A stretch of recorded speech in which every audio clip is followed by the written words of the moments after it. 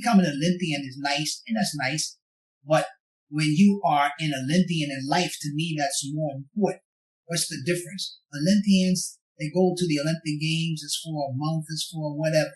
When you are Olympian in life, to me, you overcome every obstacle. You try your 110%. When things get in your way, it's only for a day or two. You learn to move aside and rise even a little higher. If you can keep that formula, always achieving greatness, let nothing stand in your way to hold you back for a long time, and you keep rising higher, to me, being an Olympian in life is more important than being an Olympian in sports. So I always tell the kids in the foundation, the ones that don't become an Olympian and go to the Olympic Games, more importantly, if you become an Olympian in life, that's much more valuable. You are now part of a social experiment. See now where my limit is, only got no. Welcome to the program. Thank you for joining us today on the journey towards self-mastery. Our guest today hails from Newark, New Jersey. He is one of the best to ever pick up a Sabre sword. He's the first Black man to win an Olympic medal in fencing. He's a 6-time Olympian, a 2-time Pan American gold medalist, and a 13-time U.S. fencing champion. He's the president of the Peter Westbrook Foundation, which aims to help inner city youth master themselves through the sport of fencing. The foundation has had a great deal of success over the years, producing many Olympians and earning medals for the United States. The foundation brings in guest speakers that the students identify with, and they focus on academic excellence by providing students with tutors to help improve not only their physical capabilities, but their mental as well. Let's welcome today, Mr. Peter Westbrook to the program. Mr. G, it's a pleasure to be here to hear and to feel the spirit of all your people, my people, your people, black, brown. I see you got white people, some Asian people. I love me some people. So it's welcome to be. I'm so welcome and honored to be on your show. Mr. G, how many times Olympian did you say I was? 6-time. Did I make a mistake? No, that's right. I'm just saying sometimes when I think of 6 times, Olympics are every 4 years. Yes, 24 years. That's 24 years in that environment. You know what? You want to hear something funny, Mr. G? Some people tell me, well, Peter, 6-time Olympian, that's 24 years in that arena. That's unbelievable. That's phenomenal. That's true. But on the other side of the coin, me fighting my demons all the time took me 24 years to get rid of them. So even though it wind up being magnificent in regards to the press, in actuality inside, it took me 24 years to fight them demons back. Yeah. Great points. Great point. Yeah, that's, I don't even know. I don't know if you would know, but I don't even know if there are a lot of Olympians that have made 6 appearances on an Olympic team, man. Maybe not too many at all. Maybe I don't know, maybe 3. I don't know. Yeah, we might have to search the record books for that one. That's an incredible feat, man. Man, and we were just talking earlier too about just your fountain of youth, man, just to be able to sustain yourself for so long, man. And we'll get into that, man. But that definitely, I know that comes with a formula, man. We'll get into the formula. But right now, you're preparing the youngins, man, for the up and coming, Olympics. I know it's been kind of on and off with COVID and everything. And, so what right now, like, what's the information on what's happening right now with the Olympics? The Olympics are definitely on. The Olympics are definitely held in July, third week of July in Tokyo, Japan. Definitely on. But the only thing they're saying, rather than have huge audiences, no audiences except the Japanese people. So they're not allowing the whole world to come over to Japan. Now, let me give you an idea of size-wise. Japan is the same size as California. California, the population is 39 million people. In Japan, it's 125 million people. Wow. So they got us 129 million people and 39 in California. And it's the same size. That's just with the Japanese people. If you let the whole world come in there, that'd be a little too much during this pandemic time. So they're keeping it to the Olympians, the coaches, and some of the small little media that come in there. And it's still a little risky. But, let the games begin. Yes, sir, man. Best of luck, man. Hopefully we see some black faces on the podium. That would Now, be amazing. let me just say, right now, so far, we have 3 brothers that will represent the United States, represent the Peter Westbrook Foundation going to the Olympic Games. 3. That is amazing. That is a lot. But I'm going to this tournament in Richmond, Virginia tomorrow, and that's the last Olympic tryout. Brother, Mr. G, we possibly may even get 1 or 2 more brothers going to the Olympic Games. That would be historic. So, God is always blessing me, got his hands in favor on us. So don't be surprised when I come back to your show, Mr. G. I tell your audience, hey, brothers and sisters, I had 3 Olympians. Now I got 5. Cool. Indeed. We are looking forward to that, man. And all the work that you've put in over the years with the Peter Westbrook Foundation, I know it's coming, man. And your teacher said that the future of fencing is in Black people. So, I believe that might be right, man. And let me just say this, brother. This is a white sport. Fencing is a white sport. What do you mean, Peter? I'm talking about a lily white sport. And for us to have this many people on the team and to have so many of our children in the foundation fencing on the national level, this is beautiful to see. Because when I came around fencing, I remember me most of the time being the only brother. And now because of the foundation, we got let me just say this, on a Saturday morning at the Peter Westbrook Foundation, we've been operating over 30 years now. And we have 140, 50, 60 kids. Wow. That's a lot of kids. Yeah. I mean, it's a lot. And it is like 2 years to get into the foundation. That's how long the waiting list is, because nobody wants to leave. There's so much love there, so much love. We show the kids how to be the best that you can be. We show the kids, I don't care what obstacle what obstacles get in your way.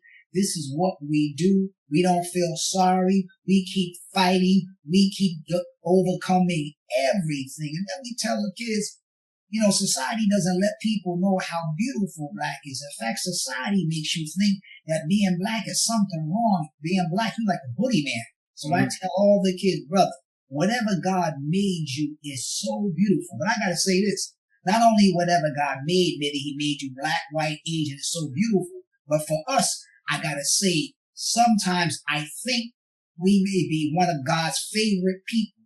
And I say that not because of the color of our skin, no, but what we have to endure and put up with. And we still, in spite of that, we had so much love. Oh my God. So much love to give and uplifting one another, uplifting society, uplifting the whole world. So I feel that we gotta be God's favorite children. I believe that. Yeah, man. That's just a taste of Black excellence right there, man. Being able to pull through despite everything, man. So agreed, man. I know you just mentioned that, we identify fencing with whiteness, with being a white sport. It's expensive.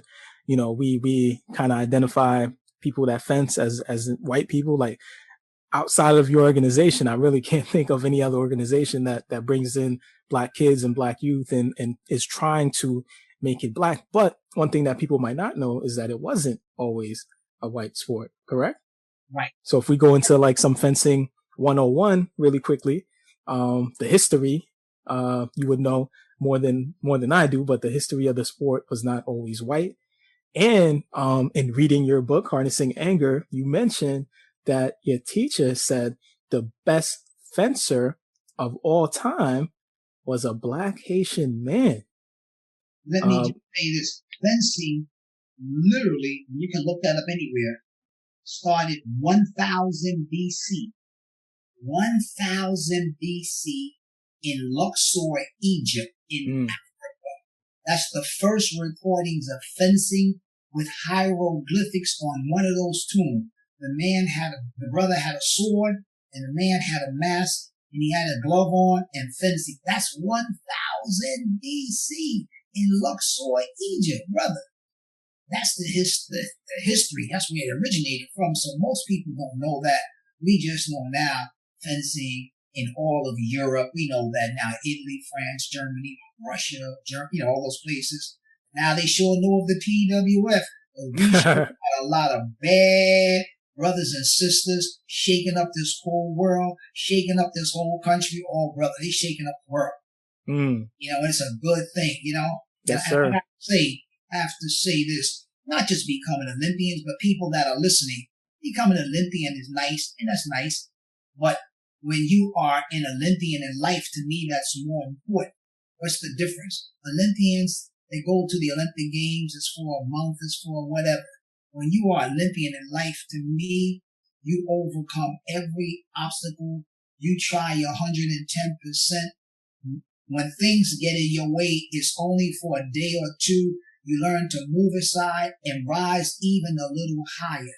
If you can keep that formula, always achieving greatness, let nothing stand in your way to hold you back for a long time, and you keep rising higher, to me, being an Olympian in life is more important than being an Olympian in sports. So I always tell the kids in the foundation, the ones that don't become an Olympian and go to the Olympic Games, more importantly, if you become an Olympian in life, that's much more valuable.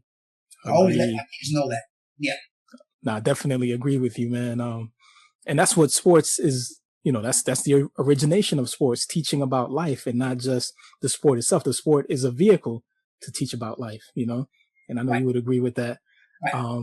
But yeah, man, just reading your book, man, was the first time I came across that, the greatest fencer of all time was a Haitian black man, and in your book, you mentioned that he took on a section of Napoleon's army. He was a part of Napoleon's army in the French division, and he took on a section as a challenge of 30 men. And it was just him, you know what I mean? In a closed space, and he's dueling these guys.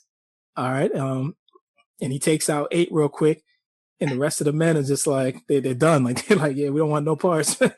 So, and his name, by the way, his name was, Jean-Louis, black Haitian man, all-time greatest fencer in the world. Do people agree with that? Like, outside of, your teacher and, yourself, like when you go around, do people identify him as the best fencer ever? Well, when people talk about best fencer, they're talking about sports. That's not a matter of life or death. So today, when they talk about the greatest fencer ever lived, they're talking about purely sports. He's the greatest fencer to ever live in life or death, meaning you had to get over Napoleon and this dude. He held this bridge, and you had the only way to get into France. You got to go over this bridge. I forgot the name of the bridge, and nobody made it over this bridge, and he defeated everyone. So when they say the greatest fencer that ever lived, for sure, but it's not only in sports, it's the greatest fencer that ever lived in life and death on another level. Yeah. Man, I'm never going to forget that one, man. Definitely a teaching tool right there, man. Appreciate that one. All right. So with fencing, man, we are unfamiliar with it, as a whole. I know listeners, a lot of us are not familiar with the sport of fencing. So can you break down a little bit for us, a little bit of fencing 101 before we get down to the nitty gritty? The weaponry, the strategy, what we're trying to do here with fencing, and some basic understanding. Easy. Now, this podcast that we're on, this is not visual, this is audio, right? Yes, sir. Yes, sir. The only person I can see is really you. And nobody can really see us, right? No, sir. It's pre-recorded, so we're going to release it later on. Okay. So basically, you have 3 different disciplines. Foil, epee, and sabre. Like in track, 100 meters, the 200 meters, the 400 meters. Both all track fencing. Sabre, epee, and foil. I fence sabre. Sabre is more of the cutting weapon. When you see Zorro cutting the Z, making that Z, that's sabre. Anything that cuts, that's sabre. Slashing, cutting a canvas, that's sabre. So the target area in sabre, slashing, is from the waistline up. Your waist, your arm, your head, the waist on up is the target. In the other 2 disciplines, epee and foil. In epee, the target, the other two weapons, you can only score with the tip, with a thrust. You can only score, there's no cutting, you can only score with a point. And in epee, the target area, unlike Sabre, is from the waist up. In epee, it's the whole body. Your toe, your ankles, your knee, your thigh, your stomach, your arms, your head. It's the thrusting weapon. The target is the whole body with the point. It's not a cutting weapon. The last one is foil. The last one is similar to the epee. You can only score with the point, with the thrust of the blade. And the target area in this one is the torso. The torso. No head, no arms, no legs, just the torso. So again, Sabre, from the waist up, everything. Epee, the whole body is the target, and only with the point. And foil, only with the point, and the target area is the torso. So that's the basic information on that. And how many points does it take to win? Like, how do you know who won? Well, in the preliminary rounds, there's 5 touches. After you get out of the preliminary rounds, every bout with an individual is 15 touches. So you have 15 touches to win. Got you. Now I know, like, you know, if we have like parents listening that are thinking about fencing, getting their kids into fencing, this might sound like a great idea. As a parent, the first thing you're thinking about is safety, right? So they might be thinking, well, you're talking about a saber sword. Like, is this a safe, activity for my children? And I know, like, in the past with fencing, there's been some freak accidents. So, are we looking at just, freak accidents and have things improved with protection and safety? And, what does like safety look like? So when the parents ask, is this a safe sport for my kid? Well, all sports, things can happen. It's a pretty safe sport. You get injured more, probably in baseball, football for sure, even basketball with your ankle, always. Fencing, you got a mask on. Fencing, you got a jacket and then another jacket over that, and you got a pair of gloves. And the tip is dull, so it's not gonna go through you. So most of the time, it's very, very, you get accidents all the time that happen, but for the most part, it is an extremely safe sport. And the accidents don't really happen when you're little. Sometimes accidents happen when you get older and stronger and more powerful, So that's why sometimes accidents can happen. With football games, you always getting something happen every game. Basketball, you get always somebody ankles, arms, something happen every game. Baseball, so I would put it more in line with baseball, where it happens, but not that often. This gonna sound, I don't want to scare the audience. I shouldn't even say it, but I don't want to scare the audience. We could keep it real, Mr. Westbrook. This, like I said, very, very, very rarely happens. One time I'm fencing, now not in the tournament, I'm taking a lesson in my younger day with my Hungarian coach. So I don't have a jacket, all I have is a t-shirt on, a mask and a t-shirt, that's it. So I'm taking a private lesson and I'm flying in the air. He's showing me something and I'm literally flying in the air. And he had his blade up and I was supposed to take the blade, but he put it up at the last minute and the blade actually broke. And then when you get a blade, the fencing blade is very flexible, but once it breaks and what you got left of the blade, let's say the blade is, 2.5 feet. When that blade breaks, you're down with 1 foot of broken steel. That part went in my neck. So wow. That's just a freak accident and it went in my neck. And when I say went in my neck, let me tell you what I mean. It went through my esophagus and it went through my larynx, which is your windpipe. Ooh. And I remember when it went through, I pulled it out, I gagged. And I just, me being in the projects in the hood so long, there's no need to panic because you got 3 minutes to live if you want to die. So I already know, let me just stand up for a minute. If I'm going to die, it'll be within or pass out within the next 1 or 2 minutes. So let me stand up and see if I pass out. If I pass out, I might be dead. They rush me, but nothing I could do. Let me just stand and wait. I can't panic. So I stood up for about a minute or 2. Wow, it looked like I beat this one. Looked like I'm not going to die. No, really, it looked like I'm not going to die. It looked like I beat this one. The only thing was, as I talk, the hole in my esophagus and larynx, this is how the noise was. Every time I talk, I'm like, what the hell is that noise? I had a hole in my neck and air was coming out of my neck every time I talk. But this is the interesting part. I'm so crazy. I must have lived in the housing projects too long. I said to myself, well, if I go down to the hospital, I know I'm not coming out. I already know that. With a hole in your neck, you're going to be there for days. I already know that.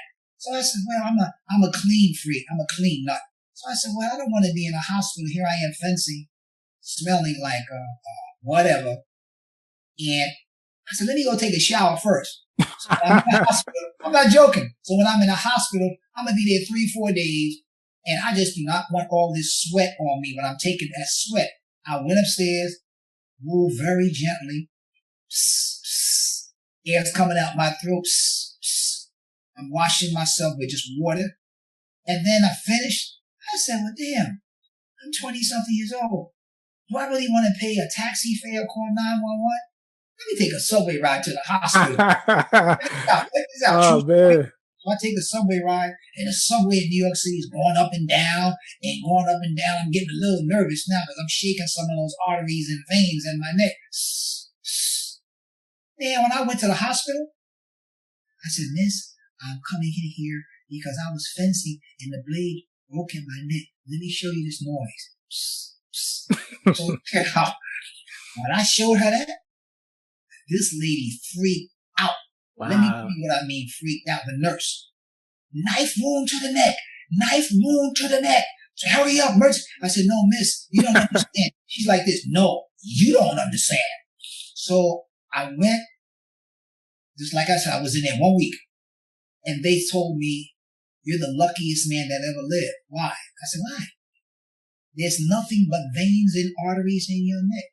The only place where there's no veins and artery, the only place is a quarter of an inch in diameter in a circle, and it's your larynx, where that dent is in the bottom of your neck.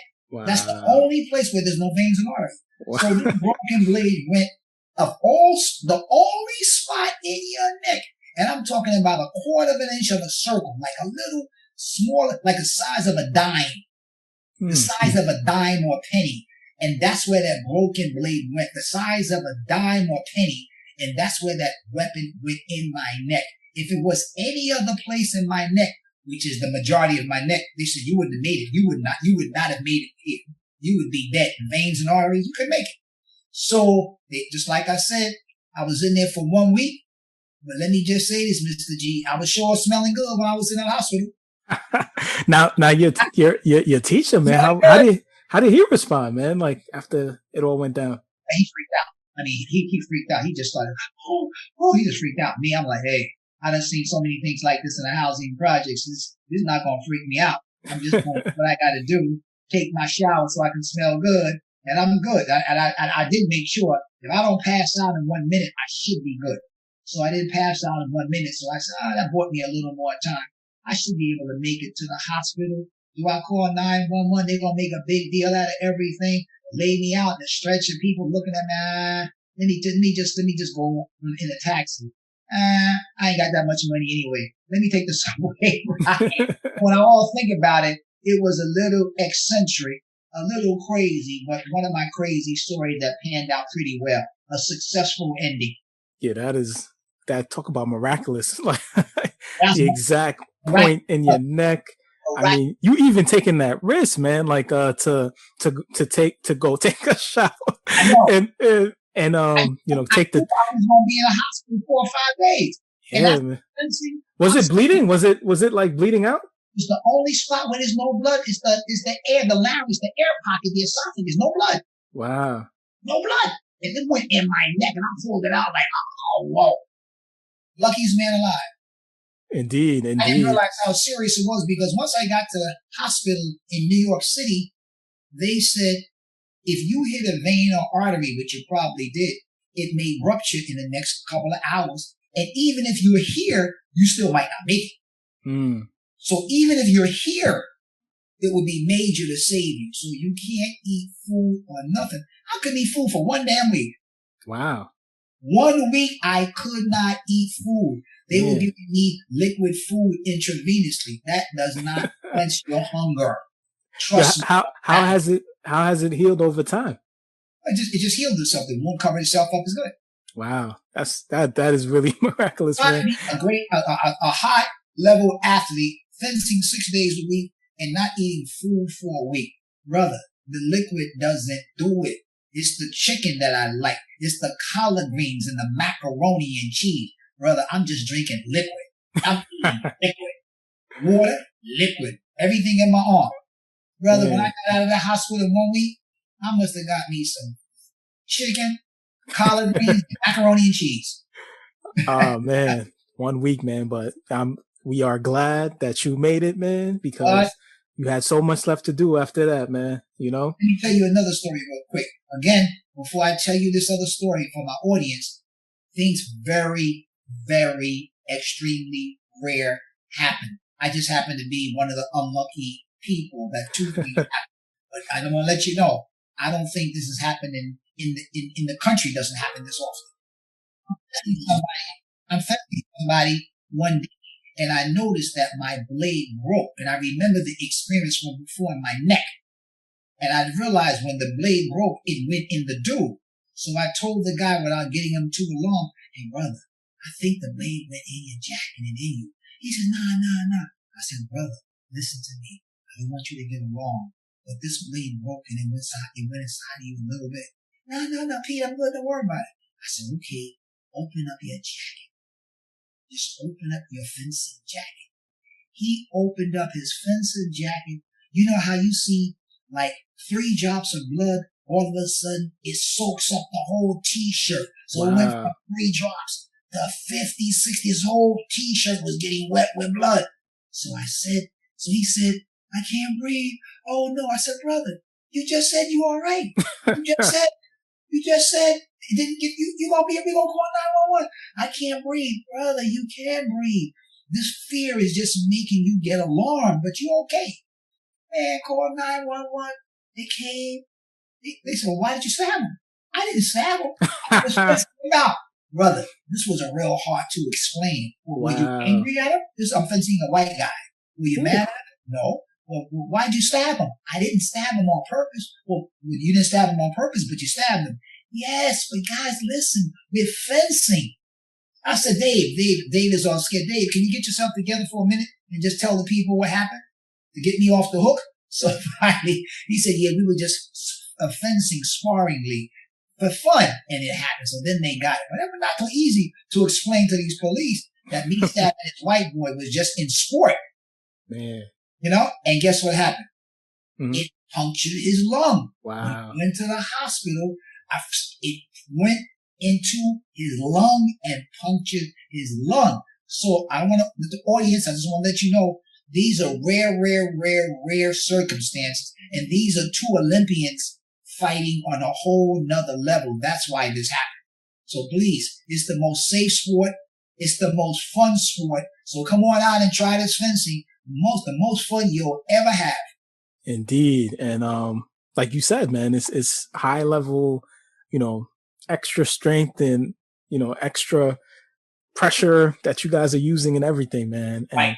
To me, if parents can sign their kids up for football with all the concussion stuff out right now and everything, man, there's no reason that you'll never get a fencing injury if you start this. This happened to me fencing some big time Olympians, aggression, 2 big men getting crazy, and that's all that was.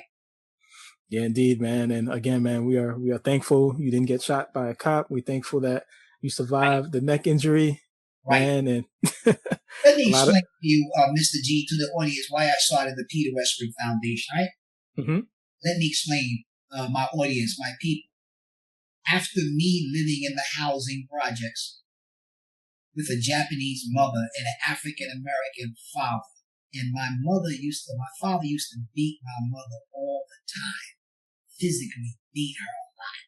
And in my neighborhood is nothing, thousands of children and so much violence. So my mother actually introduced me to this particular sport of fencing and told me that her family used to get involved in fencing. You know, the Japanese, kendo, and her family, her ancestors, actually, this is funny, I didn't find out till like 2 years ago, were actually samurais. So for me, she didn't get me to do it for that reason. She actually wanted me to fence because in the housing project, we didn't have any structural activities, no activities, nothing but fighting and doing what we do. So she wanted me to meet a different type, a different breed of people. That was her only reason. And somehow, lo and behold, she was right, because from the housing projects, thousands of us, most of the people that I grew up with are dead. Most of the people are not even in jail. Most of them are dead. Some of them, a few of them in jail. The few that are on drugs, you can't be on drugs 40 years. So very few people on drugs, either dead or in jail, but didn't make it. Thousands of us didn't make it. In fact, I got a call from one of my brothers, Ducey. He called me up like about a month ago. I haven't seen him in like, I don't know, 30 years. And he said, Peter, it's me, Ducey. I said, Ducey who? For the projects. I said, oh, shoot, what are we doing? I've been in jail for 15 years. Wow. I'm out. But guess what, Peter? I learned the message. I got it. All I do is uplift children. All I do is help children in prison and guide them through difficult times. I got a wife and kids. The point is some people, it takes a long time to get it, but that's okay. It's not how long it takes, as long as you get it. So the point I'm making is this. After getting a scholarship to NYU, I started fencing. My mother talked me into going fencing in high school, Essex Catholic High School. I got really good, won the state championships. Next thing I know, NYU offered me a full Division I fencing scholarship. So from there, I met my Hungarian coach. From there, I fenced at these two white clubs, the New York Athletic Club. At that time, they didn't allow black women or Jews in the club to be members. In my other club, the New York Fences Club. And from that time on, just going to Olympics after Olympics, getting involved in corporate positions in marketing with so many, well, not so many, 3-4 different firms that I stuck it out with. So now, that's when I started the Peter Westbrook Foundation. Why? Because I'm so thankful I made it. Why? Because I'm so grateful that I'm still alive. Why? That I'm one of the few people that made it. So I'm just always thankful, always trying to give back, always trying to make a difference. And I learned this, Mr. G, no matter how much I give back, no matter what I give back, for me, it's never enough, because my life was spared, because my life was blessed. So me working with all these kids for 31 years, they becoming Olympians, and me giving back to them, to me, is a dream come true. To me, that's more valuable in saving lives and creating Olympians than all the success that I have received. I mean, it's nice to be a 6-time Olympian, 13-time national champion, but that is for me. But changing and saving people's lives, that's the highlight of my life. So I got 2 highlights. Me going to the Olympics and winning Pan Am gold medals. But my newest highlight is this foundation. When you got a chance to touch so many people's lives and change their lives and change their trajectory and make them understand how beautiful and black you are. How beautiful and black you are. Once you get that, you can do anything. So for me, 2 careers in the corporate arena, now the foundation arena, and now I got a wonderful wife, Susan, raising 2 grandchildren. To me, I can say, Mr. G, I'm one of the happiest men on this planet. I'm one of the happiest men on this planet. Blessings on top of blessings, man. Yep. Yes, sir. And just going into like some of your history too, man. There's just so much. You growing up, man, like you're probably in high school when Malcolm X and Martin. Oh yeah, for sure.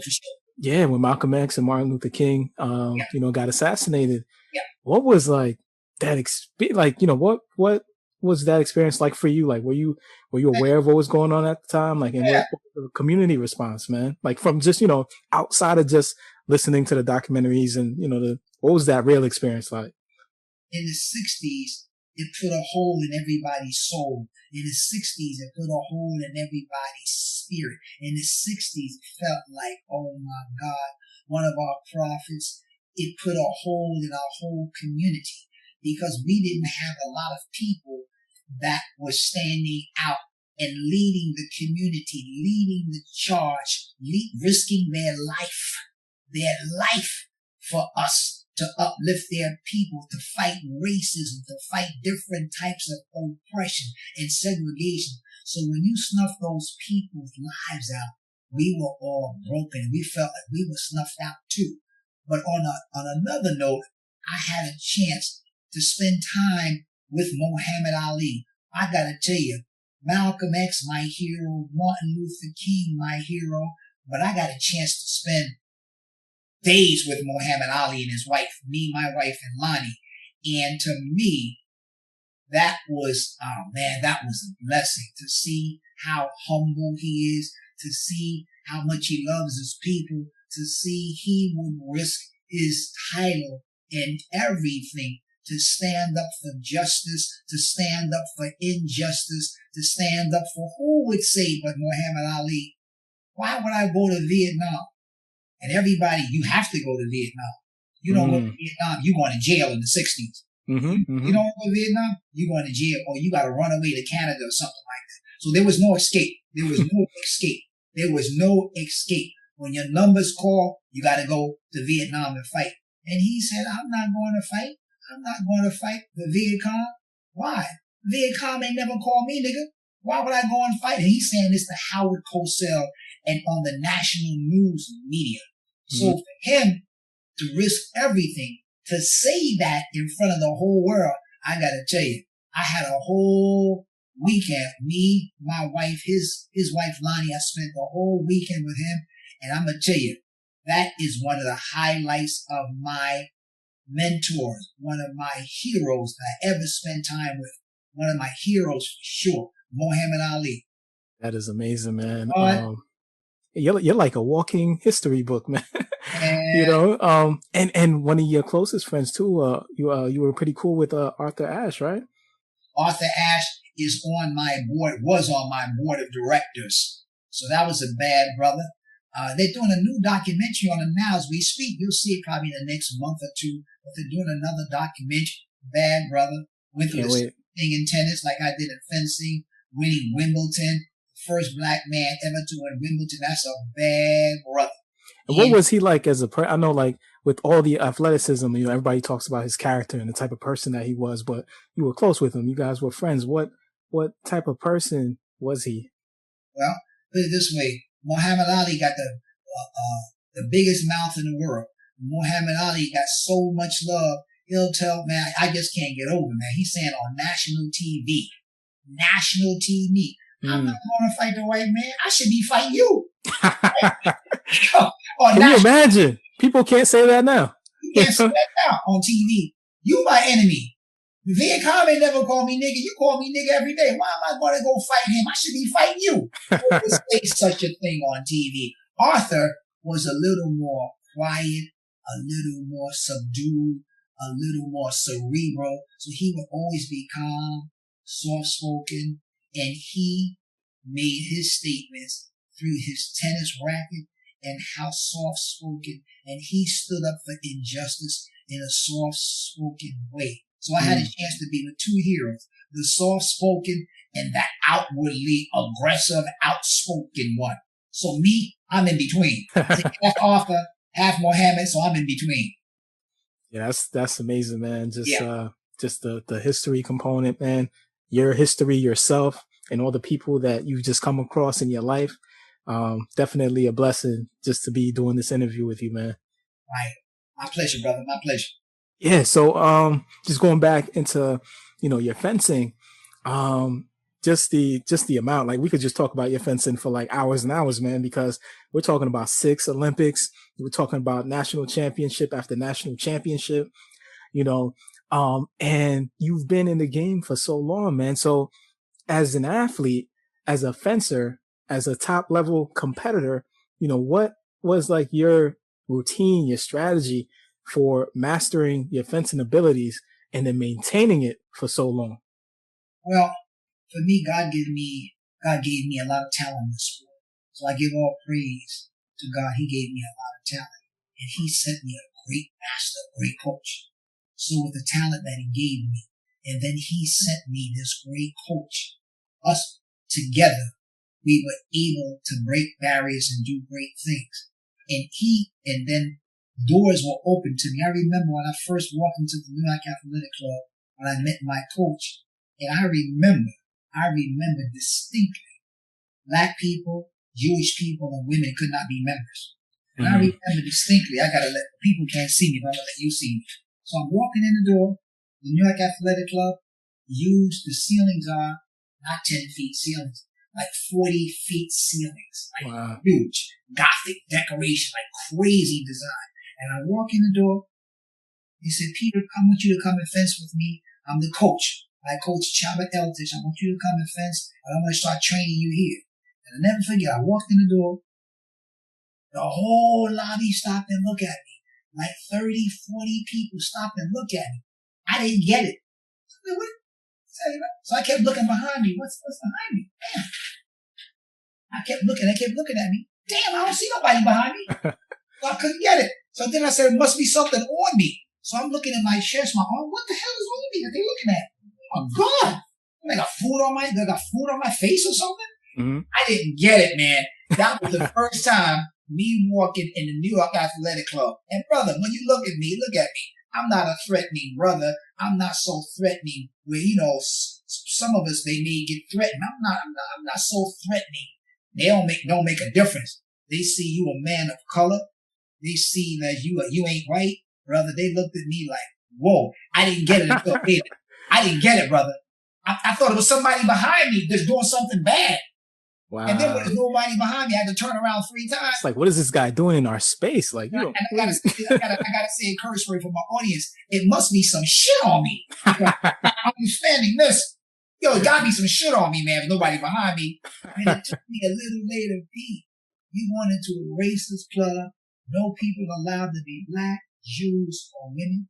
It took me a minute to get that way, brother. It took me a minute, But the point is, getting back to your point, working with this coach, what a great coach, and God has blessed me with talent, and we trained so much together, and He opened up the doors at the New York Athletic Club, where they allowed me to come every time, gave me a locker. I couldn't become a member, but He would give me private lessons at the New York Athletic Club before every member of the New York Athletic Club. So everybody knew me after they said to the people in the lobby, he's one of the good ones. So after that, people didn't look at me like a boogeyman anymore. And then I trained at the New York Fences Club. So I trained 6 days a week, and with a great coach and great competition around me, I was able to just move in that trajectory and just move and move and move. But I have to say this. In sports, you still got to have a career because, very few people in sports where you don't have to work. Most people have to work in sport. Maybe there's a percentage of people, 1% of people that don't have to work in sports. So I was able to graduate at NYU. For people that are listening, you always got to push that education part, NYU. The next thing I know, I'm working in the corporate arena in marketing, working for IBM. Working for the New York Times, selling advertising. At IBM, selling software and hardware.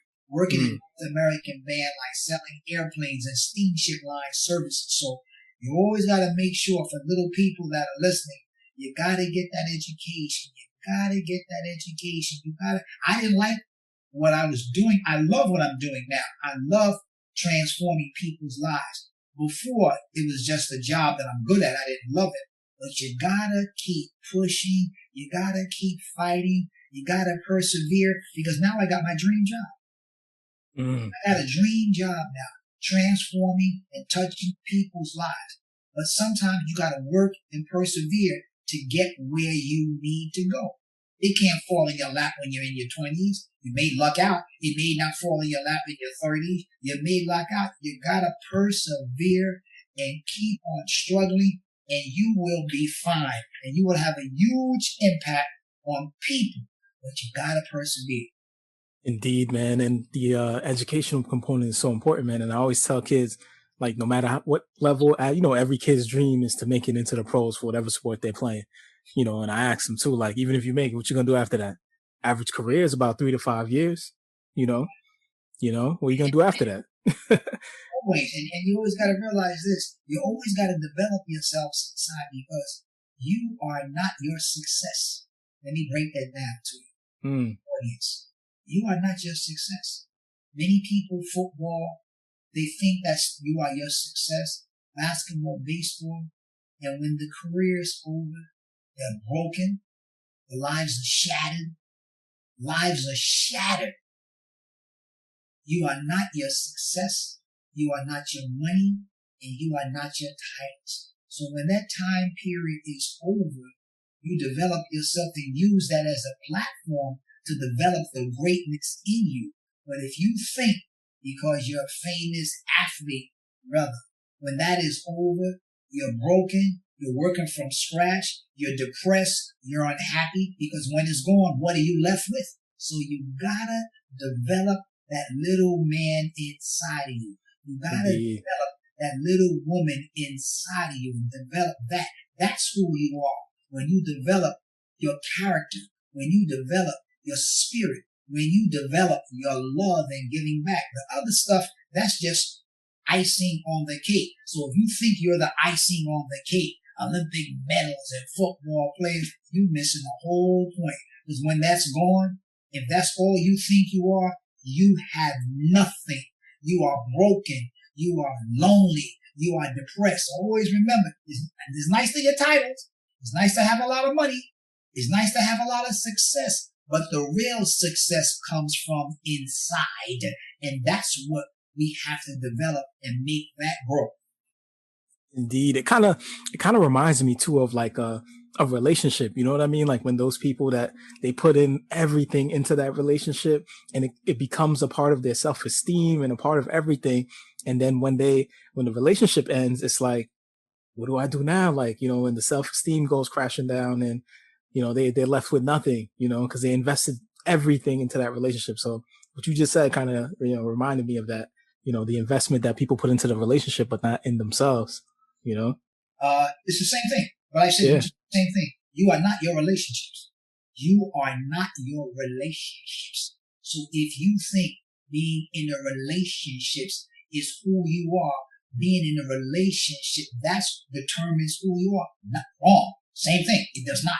You can be in a relationship, but the point is you still have to develop the things in you. If you think the relationship that's a title, that's the love around your title. Nope, that's not it. If the relationship is gone, like when the sport is gone, when your career in basketball, you are broken. When the relationship is gone, you are broken. You are not your achievements. You are not your money. You are not your titles. You are not your relationships that you are in. Once you get that, you got to start understanding to develop character, to develop love, to develop decency, to develop how you give back. That's the main thing. And when you develop that in any relationship that you get into, people look at that and say, wow, I got me a gold mine, as opposed to, man, I got me somebody that's like leeching on my back. Man, I can't wait to get me somebody a little better. So you always want to make sure you're polishing your inside. So in any relationship you get, oh man, I got me a catfish. I got me a goldfish. Yeah, I heard some of the sisters tell me, man, I got me a goldfish. Right?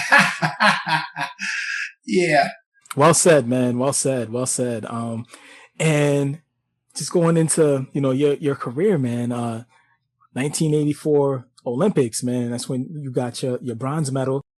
And I remember reading in your book, like you dealing with all this, treatment from the judges. And this was before the time of, the electronic thing where you just touch and then it reads it. These guys were looking at your touches and then judging. So like you just mentioned, you're dealing in a sport that there's not that many black people, and you're depending on white people to be the judge. And, you dealt with a lot of a lot of, you're touching, you're getting touches, and no points. And then, somebody touch you one time and 5 points, so, when you competed for the bronze, I know your coach said you could have even got gold, man. Do you feel like in your heart, like, if the judges treated you correctly, that you would have won a gold in the Olympics instead of the bronze, or just in competing overall? Like, do you think that it would have been more, more, I hate to say accolades because you have so much, but do you think it would have been more, as opposed to what you were able to accomplish, which was amazing things? But do you think the judges really impacted that or no? Well, let me take the first part of your statement, the first part of your inquiry that you were stating about. You said they were treating me. They didn't treat me. They were cheating. Let me get this clear.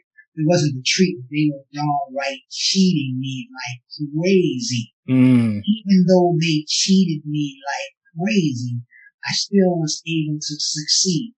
Let me tell you what I mean. I'm at the Olympic Games. They're cheating me. I'm ready to be eliminated. So I got two decisions to make. Get eliminated, keep your mouth quiet. Protest, stop the Olympic Games.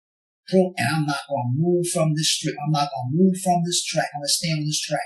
No event is going to go on. I'm staying right here. So I did.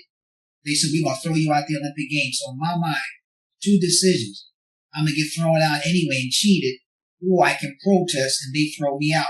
But at least I'm making a statement, and I may be able to overcome this huge deficit. I'll take the latter and take my chances. So I did. Everybody came over. All the people from different countries, the board of directors, everybody came to watch. And somehow I calculated correctly. He did not throw me out because he knew he was guilty. And now everybody in the board of directors, everybody at Olympic Games is watching the remainder of this bout. Now, the question is this. After being cheated so much, can I still come back and win? So I got to have one of the best days of my life to come back and do that. And thank God, if I would have lost the bout, they did not know all the 5, 6 touches I got cheated. They said, what's the problem? The black dude here, he called everybody over and he lost. What's his problem? So that's how it would have went. So I said, man, you better fence your ass off now. You better let your light shine. You better tell God, give me some magic powers. Somehow I was able to get those magic powers and pull this off. Pull this off, brother. So, for me, that was the biggest thing in my life where I made the right calculation, Mm-hmm. So could I have won a gold? Yes. I only had one bout more to win the gold. I won another bout after that. But the guy beat me. He was on a little more than I was in that bout. So, I'm going to take it to say he was just a little better than me at that moment in time. So I thank God, because the first medal as a black man in 1984, but that's the first medal the United States has received since 1960. Wow.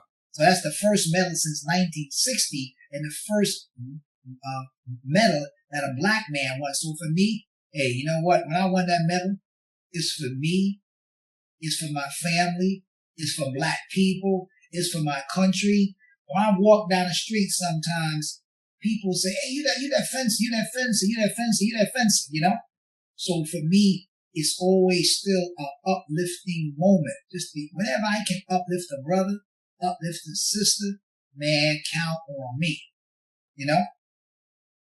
Whenever I see people that will risk their lives, risk their careers for injustice, that's the beautiful thing. You gotta have a lot of courage to do it. Muhammad Ali, you gotta have a lot of courage to do what Carlos did. You gotta have a lot to do what Tommy did.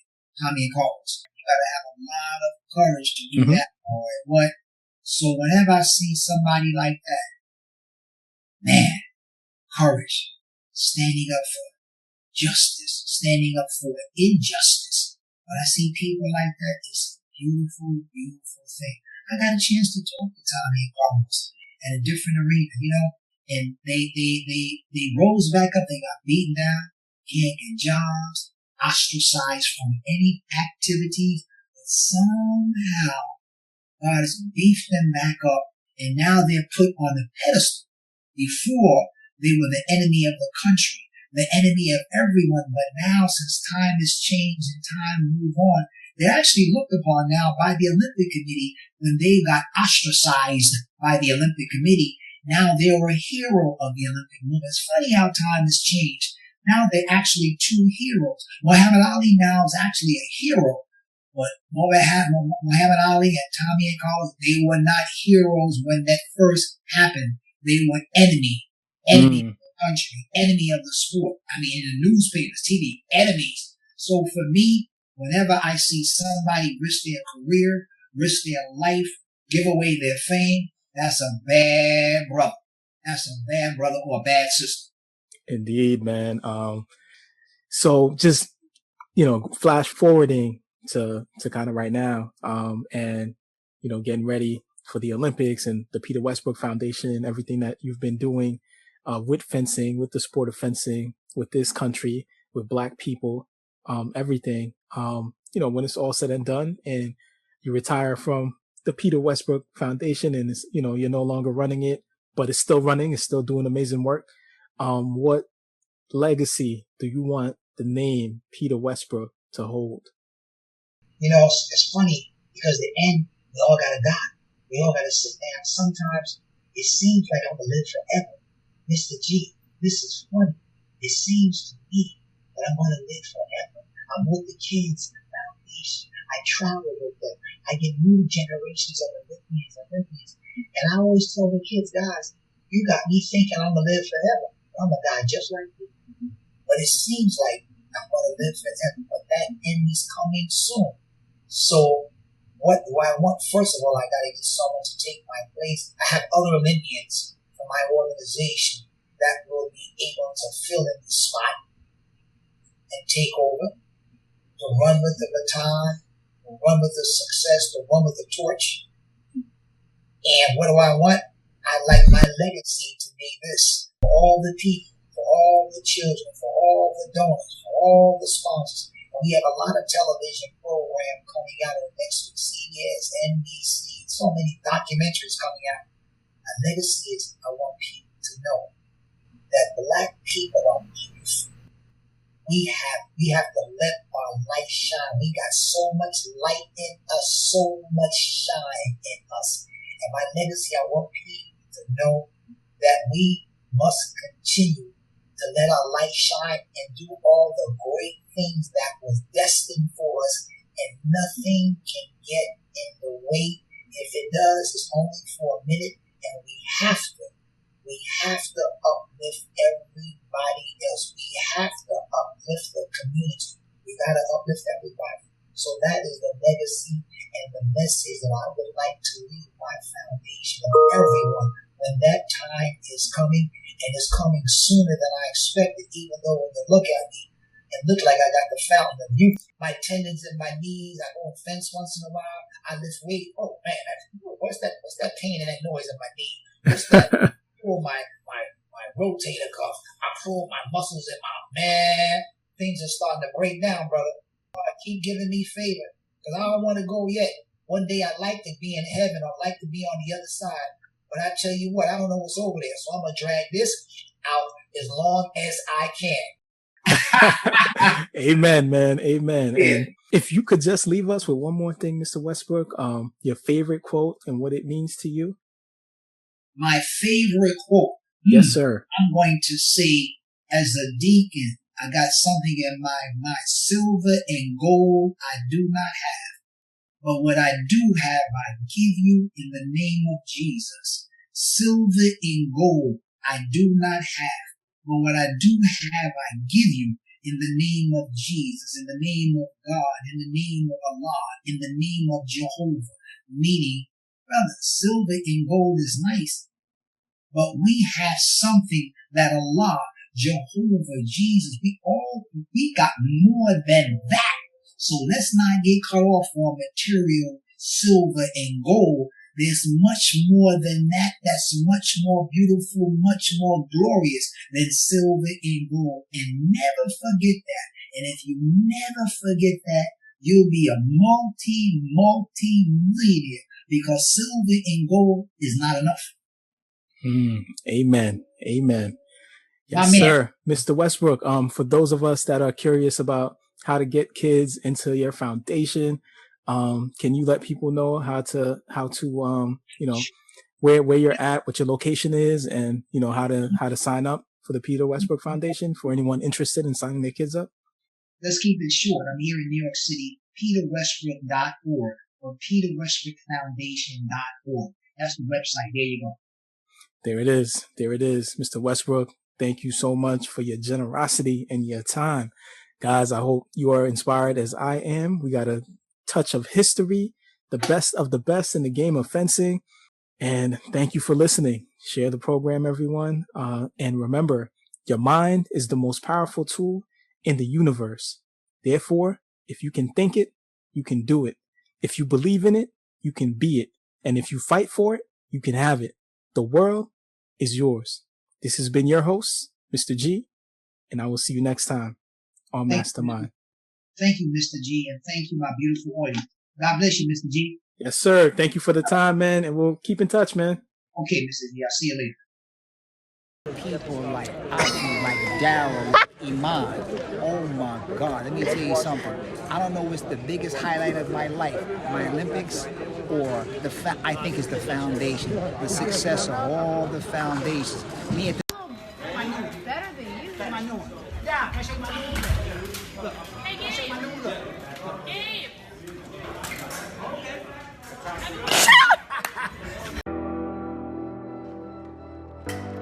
What makes a great story? Is it a suspenseful open? Does it have compelling characters? Will you learn something new and interesting? Where am I looking? It's said, the greatest stories begin where they end. And at the Peter Westbrook Foundation, the beginning has always started on Saturdays.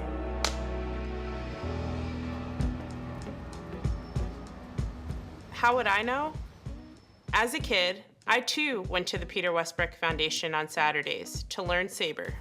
I remember someone telling me that there were a group of Black people who fenced in New York City. And as a kid who grew up in a predominantly white town and had white teammates, I had to see, where there were people who looked like me who fenced. I joined the Peter Westbrook Foundation in 1991. We were amongst the first kids to join the foundation. It ended up becoming our home away from home. So we'd be there on Saturdays from 9 to 12, then we'd stick around and just hang out at the Fences Club, sometimes till 5 o'clock in the evening. So it became a really fun environment on the weekends. I must have been 12 years old when I arrived at the foundation. Going through the motions and learning the techniques and the different movements, just being around so many different Olympians who look like me, who are successful. Coming from where I came from in Harlem, you don't see a lot of that. You start fencing, you're just like, come here for 3 hours, and then on a Saturday morning, it wasn't something you'd expect at 9 years old. And then you learn to love it though, and it's a fun experience because it's a very welcoming environment. Tools are instilled to ensure that these children are prepared in education and sport. They rise to the highest levels in academia and become world-class athletes. The domination for us came from following Peter's lead. Peter was the most dominant fencer in U.S. history. He won 13 national championships and went to 6 Olympic Games. That's 24 years of top-level fencing. Every Olympic Games since I sat down in 1996, including this one, 2021, we send African-American children from the Peter Westbrook Foundation representing the United States at the Olympic Games. The foundation is a place where kids are able to see past, just that kind of limited lens that society has created for us, particularly as Black people in the sport of fencing. And there's just so much success that exists because of the foundation. I love to see the success of my little children. I say children. They come to me 9 or 10, now they're 30, 40 years old, but they're always gonna be my children. To the next generation, they become mentors, coaches, and friends, enhancing the lives of young people. I remember coming in the door as a child, needing mentorship, Hooray for Dow. who had aspirations of fencing and wanted to make an Olympic team. And I remember watching the Olympians like Keith Smart, Aaron Smart, Aki. I was there Daryl's first day because I was one of the coaches giving back and teaching them how to hold a saber, how to make an advance, how to make a lunge. 20 years later, I'm the person giving mentorship. I'm watching Khalil Thompson make his first team. Feds. Ooh, Khalil gets another touch. When you're fencing, you have people looking up to you. Kids look at me as big brother now, which is funny because I looked at these guys as big brother. So it's like this constant pipeline and like it's generational at this point. My job is to show the children how their life shines. And when I put that in them, they're able to realize the beauty of being black, the beauty that we have, the beauty of giving back, the beauty of uplifting people. That's what we do at the PWF. The unprecedented success of the Peter Westbrook Foundation speaks for itself. Since its founding in 1991, the organization has produced countless world and national champions, including 11 Olympians. Life is nothing but a fight. Everything we do, we fight, meaning there's a good fight and a bad fight. In the housing project, that's a bad fight. In the Olympics, they call that a good fight. Peter Westbrook represented the United States in fencing at 5 Olympic Games and won bronze in 1984. Born to a Japanese mother and black father, he grew up in the housing projects of Newark, New Jersey, where he experienced discrimination from a young age. I caught hell. My mother caught hell. My sister caught hell. I had to turn into a fighting machine, literally, to keep people off me. So when I had to translate or transfer in fencing, it was a natural transition because I had to fight for a living. Now I have to fight for fun. Everybody I grew up with in the housing, thousands of kids, 95% didn't make it. In 1991, he started the Peter Westbrook Foundation, which uses fencing to enrich the lives of inner city youth in New York. The foundation currently serves around 150 kids, including a select few who are competing here in Tokyo. Daryl's skills are getting sharper and sharper. Peter is like a father figure, a mentor, another competitor. Don't be scared of Daryl, Khalil. Show him what you got. Show him you Olympian too like Daryl. His spirit and his energy is something that really holds us all together. Oh, Yasia said, why you think I'm going to the Olympic Games? If we win, we all celebrate. If we lose, we all cry together. But it's like more than a family. I feel like a proud father. Oh my God. And then I'm sending black kids, and this is a lily white sport. Uh-oh. I let the kids know. You have to see the brilliance of your blackness. You gotta see your light first in order to make it shine. A lot of people say, I didn't even know black people fence. That's kind of pretty cool to say that, like, no, I do fence, and there are black people that fence, and more black people are fencing, and it's growing. More than any medal, Westbrook is proud of the people who come out of the program. As he calls them, Olympians in life. In fencing, you lose more than you win. So by losing, you learned how to get up and fight and try harder. Thank God to Peter that he helped me with everything. He even helped me to find a job, and he also helped me to get my citizenship. I see myself in many of the kids, single parents home, not a lot of opportunities in their life. This sport saved my life, transformed my life, everything. No matter how much I give back, it's never enough because I've been given so much. That's what motivates me.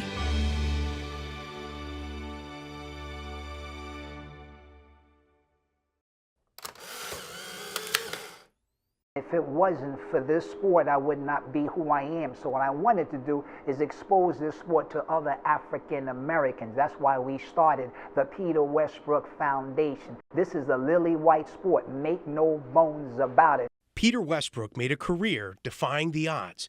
In 1984, he was the first African American man to win an Olympic medal in fencing. He became a 6-time Olympian. Since then, he's been driving the sport towards progress. This is elevation of our children academically, elevation of our children athletically, and most of all, elevation of your spirit. Before Peter's foundation, New York wasn't considered a fencing hub, but his charity provides fencing lessons for free. And I was open to all communities as opposed to just white communities, people would have a lot of money. Now anybody can fence. For centuries, an essential part of history has been played by the sword.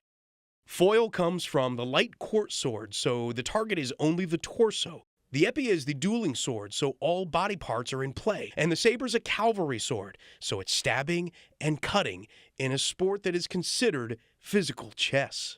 Being that there's so much strategy, so much tactics involved, it becomes beyond just a physical game, very much like a game of chess. Peter Westbrook's results have been phenomenal. This year, 1/3 of Team USA's men's fencing team came from the Peter Westbrook Foundation. I call Peter the godfather of the godfathers when it comes to fencing. When you say the name Westbrook, you know that there are going to be Olympians coming. He's introduced more than 4,000 kids to fencing, giving these athletes their best chance to reach their potential and changing the face of the sport. I think New York is an incredible place. I know a lot of people from the foundation have come from the Bronx, Brooklyn, Queens, and Harlem. That includes Daryl Homer. In the last Olympics, he became the first American man to win a silver medal in Sabre in 112 years. He believes the pace of New York gives local kids a leg up in fencing.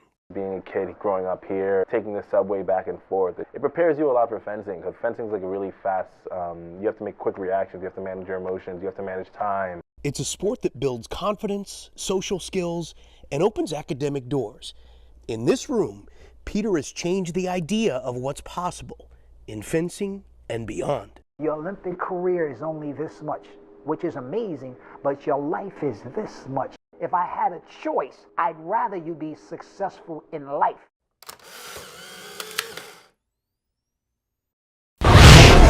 All things Harlem. My job is to expose the sport of fencing so that all of our children, white children, brown children, black children, Asian children, you'll see here, all can take involved, all can take advantage of this great sport. Peter Westbrook wants to change the face of fencing. He's on a mission to diversify the sport and is finding some of his talent right here in Harlem. Westbrook, who won a bronze medal in the 1984 Olympic Games in Los Angeles, could have just rested on his history-making accolades. Instead, in 1991, he created the Peter Westbrook Foundation to use fencing as a way to pass on the life lessons he's learned through the sport.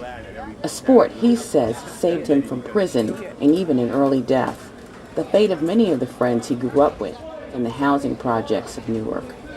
We use the sport of fencing as a hook, as a gimmick to bring them into the fold. Once they're here, we try to build our children, not just athletically, spiritually, academically, and socially.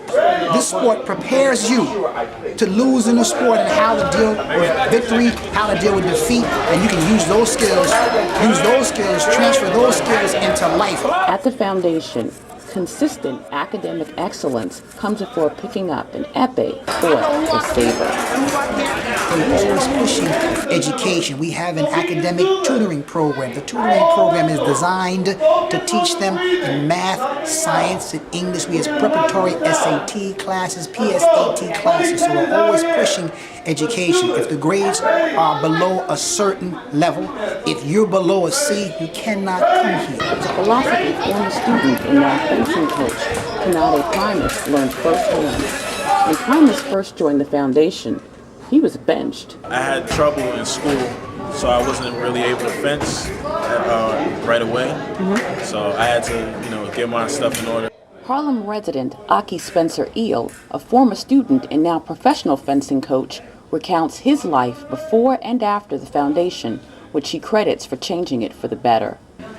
I was into a lot of, bad things before, and hanging out with the wrong crowd and getting into trouble. And I owe everything to fencing, because without this sport, who knows where I'd be today. A lot of my friends at the time are now in jail. A lot of my friends at the time are now dead.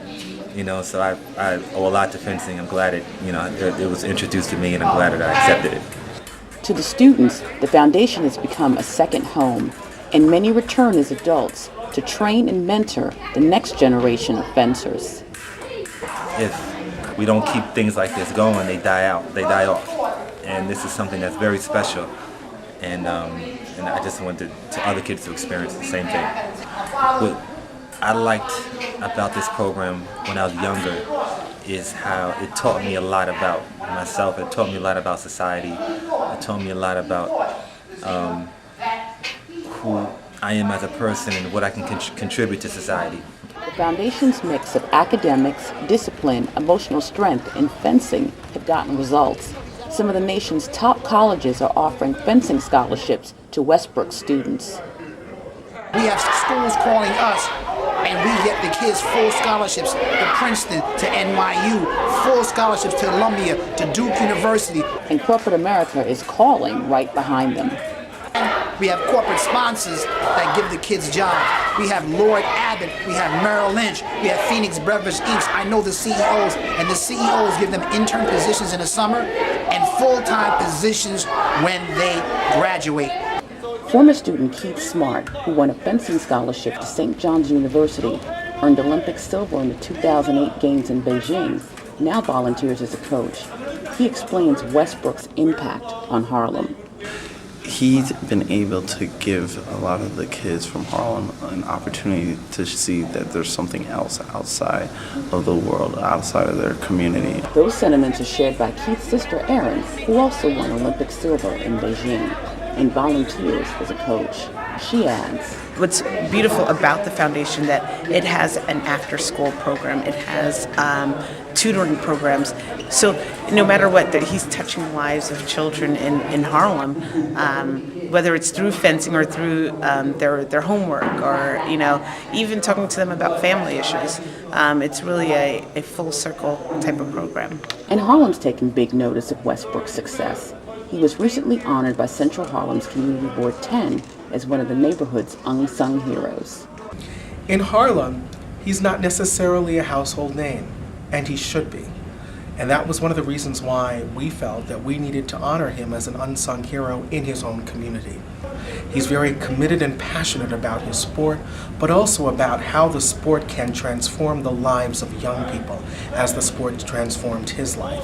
It fills a gap in the lives of many young people in our community by providing them with the necessary academic resources and social resources that they need to circumvent the murky waters of adolescence and life.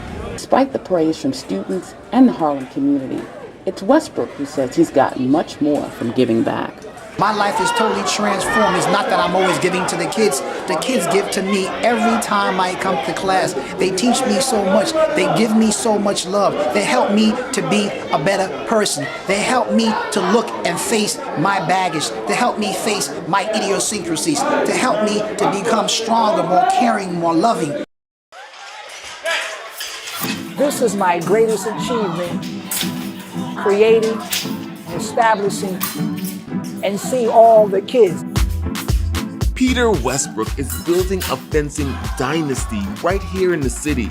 He's a 13-time national fencing champion, an Olympic bronze medalist, and let's not forget, the first African American to win an Olympic fencing medal. All things he says he never dreamt of when he started the sport at the age of 13. When I grew up in the housing projects, no one ever said anything good about me. Only positive thing was from my mother. As soon as I got involved in the sport, this is the first time I ever heard positive things about me in my life. Westbrook's hard work and dedication landed him a scholarship to NYU. He says he was trained by a Hungarian master and able to represent the United States in a sport that lacked diversity. For the past 30 years with his foundation, he's been dedicated to changing that. 4. This is a typical European sport. It's not exposed to the African American community. My job is to show the whole country, everyone that watches this program, that hey, no matter who you are, people of color, even people of color that have not been exposed, we can excel. And the foundation's success speaks for itself. Since 2000, they've sent 16 athletes to the Olympic Games. 2 secured medals at the Beijing Olympics in 2008, and 1 brought home the bronze in Rio in 2016. Westbrook says the best part is that these star athletes become trainers at the foundation as well. working with the next generation of fencers like Queens native and Olympian Curtis McDowell. One of my favorite moments is watching one of the kids develop, whether they were having a difficulty learning a new action or they were coming out of their personality, coming out of their shell. I didn't really know about it at first. I was kind of iffy about it. And when I saw Sabre, I really got brought into it. And I was like, yeah, this is something I want to do for a long time.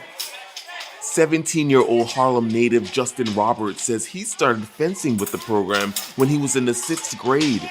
The program boasts a 100% graduation rate with a strong focus on academics. For Roberts, he says the team here have become more like family. The people here, the communities helped me to grow as a person, and a lot of the people here that I met when I was like 11, I'm super close with them. I talk to them like here at practice and outside of practice if I ever need help. There are currently 104 students enrolled starting at age 8, going till about age 18. They hail from all 5 boroughs. Fencing can be an expensive sport, but the foundation covers most costs. About 300 students are on waiting lists trying to get into this program. Parents here say it's worth the wait. We wanted them to have Black community around them and Black excellence around them.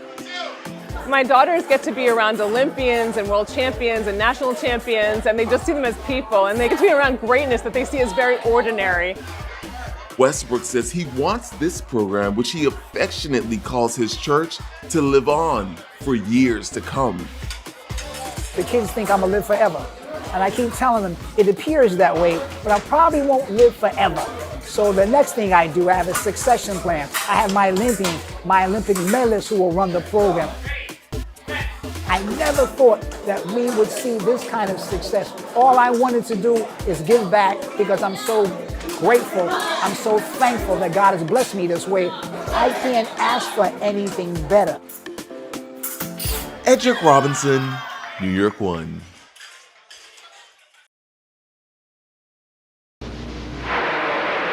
Peter Westbrook. At 31, he's America's foremost saber fencer, a champion in a sport that's hardly known in the United States. The only fencing discipline not electronically scored, saber is judged by a jury, so controversy is as much a part of the competition as the weapon itself. Physically and mentally exacting, Peter must spend hours practicing to prepare himself for the demands of the fencing strip. It doesn't leave me any time for my personal life, so it becomes very difficult.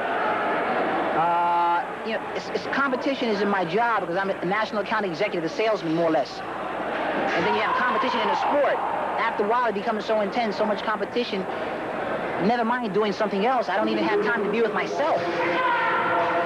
So it becomes a little difficult as I get older. I want a little more good things in life, in addition to this. Yes, Charlie. Hi, it's Peter Westbrook from North American Van Lines. Oh, you have another move for me. The nature of my job here at North American Van Lines, my title is a national account executive. What I do is relocate corporate executives throughout the country, from New York to California, from California to Nevada.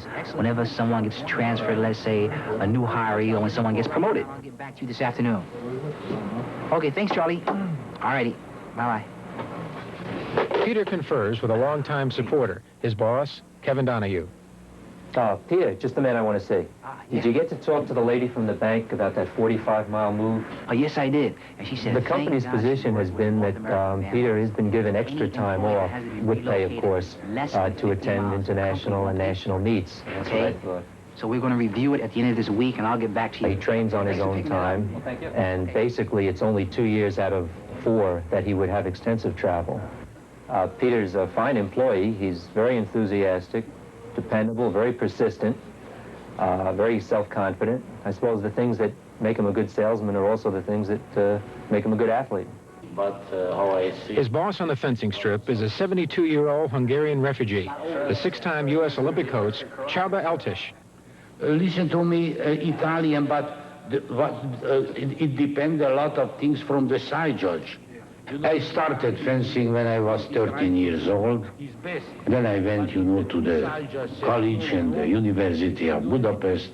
I got one of the greatest coach, and this was started my fencing career. In 1951, I turned to be fencing coach, and 1957 January, I left the country, after the revolution, and I became coach of the World Championship in '58 in Philadelphia.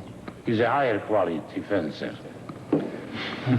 I saw many teams and many competition where the weaker team, on paper, could beat a much stronger team because they were much better fighter, they were more unit, they fenced for each other, so that if we will do and we will be together, the gold medal is not impossible.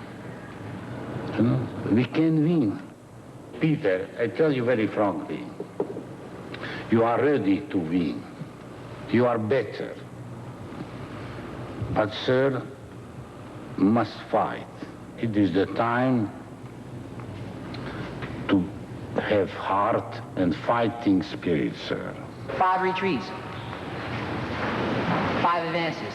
When not training with Chaba, Peter works out at the New York Athletic Club, a hotbed of saber fencing, whose members have dominated our national team for years. On guard, 5 retreats. Fencing is an obscure sport in this country. It's not that well known. It's not that popular. Lunge. On guard. Boxing and chess combined would be the equivalent of fencing. Lunge. In fencing, you need a very aggressive kind of person, super aggressive, and also a mind that can articulate certain moves to beat their opponent. They got an aggressive mind now and a very articulate person also. Peter's the son of an American serviceman and a native-born Japanese mother. When I was in high school, Essex Catholic High School, my mother said, Peter, I'll give you $5 if you go and try to fence. The next day I came, when I saw my mother, I told her that I was quitting. She said, well, I'll give you $5 more. I said, great, I'll go to practice again. After that, I didn't take any more money from her because she didn't have that much to give. But I stuck with fencing because I was very good at it. Here's something that I treasure. The medal I have, I won in the 1979 Pan American Games. I placed second. All the rest of these medals I won in the course of my career. I have an exact duplicate of these medals at my mother's house. She has maybe about 100 also. I give them to her because it makes her very happy, so we split it. This is my pride and joy. This one, I won in Italy. Out of 280 competitors, I came in third. It was a 4-way tie for third place. I was the only one from the Western world to make a finals. Everyone else in the finals were Russian, Hungarians, and Poles. So that's why I really treasure this. Contra second beat, thrust. Good. Again, your foot was sooner than my thrust, sir. Peter, be careful. I don't like it. Sit down. I've been with Chaba El-Tesh about 10 years. I've worked with him every day, 2-3 hours a day. To get the rhythm, of this motion. The rhythm. He has a method. When he teaches you, if you make any mistakes, he whacks you very hard over your legs. So he associates mistakes with pain. The top saberist and the good saberist cannot hesitate and stop and don't see. En garde. I don't like it. Go back. Do it again. He's from the old school of teaching. I guess he's made United States fencing what it is today. There's no question about that. In the lesson, I am his enemy. I don't tolerate anything what is careless or he doesn't concentrate. I handle him like any other of my pupils, I would like to make a good fencer. But before the lesson, after the lesson, we are the best friends. Why do you touch my blade, sir? Why you can't control your blade better? I can tell you he is, in United States, one of my most talented young saber fencer. He proved, 7 times national championship, but still not absolute perfect, We'll be back with saber fencer Peter Westbrook right after this.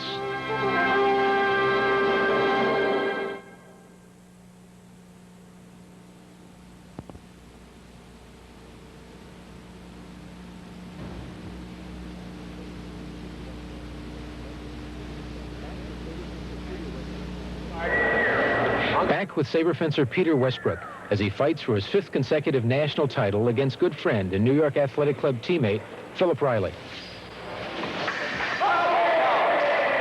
Into the preparation, there's a line. It's taken with a beat cut and repose. Beat cut.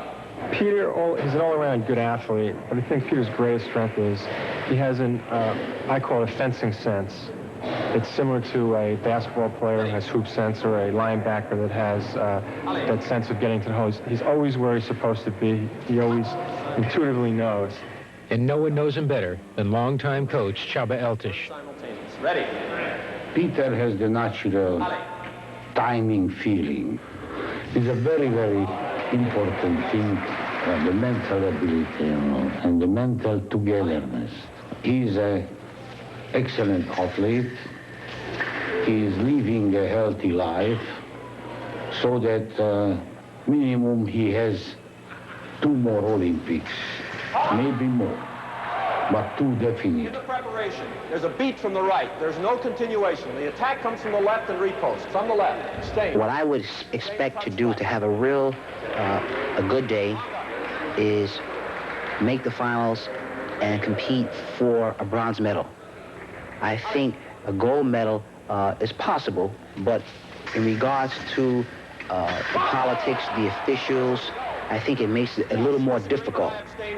Sabre is the only fencing discipline scored by 4 judges and a director.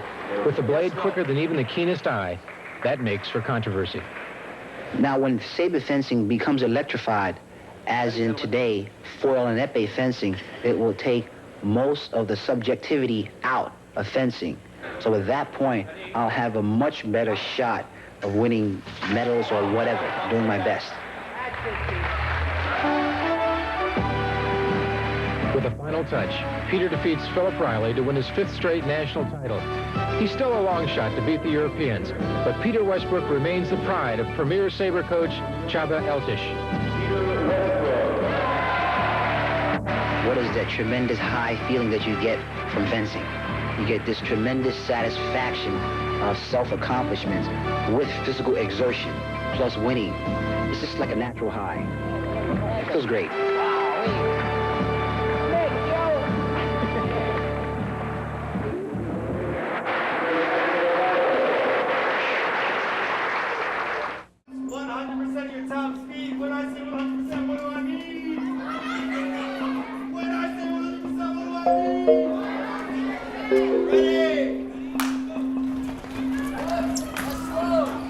It's kind of a weird story, but my husband was working at NYU, and one of his direct reports had a picture of a young black girl in a fencing uniform, and he was like, "What is that?" And she said, "That's my daughter. She fences." And then she told him about the Peter Westbrook Foundation.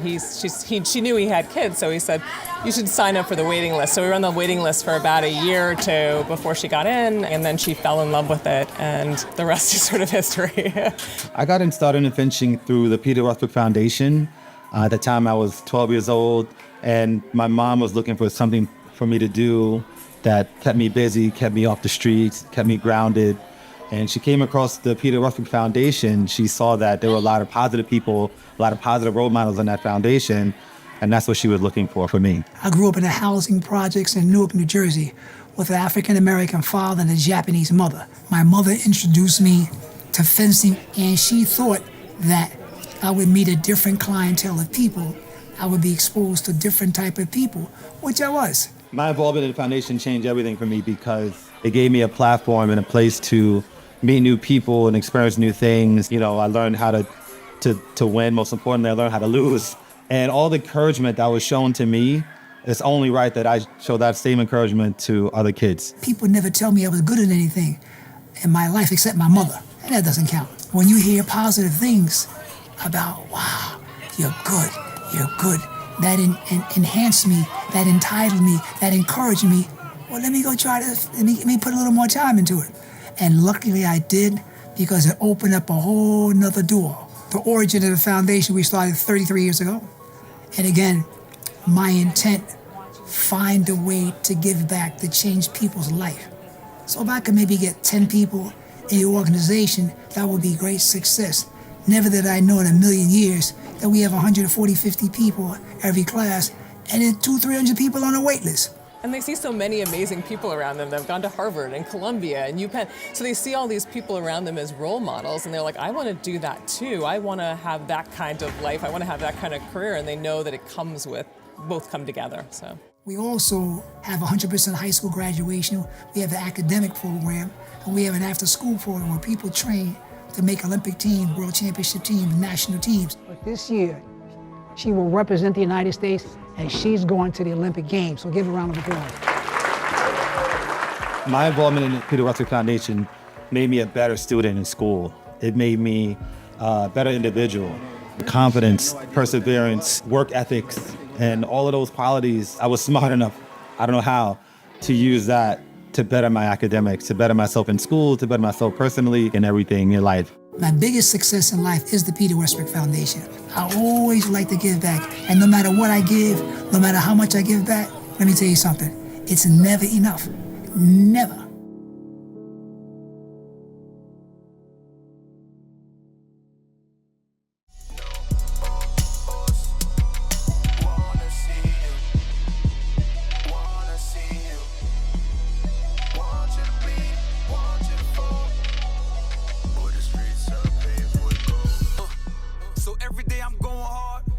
Talking business, bank accounts, and credit cards. And somehow we defeat the odds and making sure that no one starve illegal. All you had to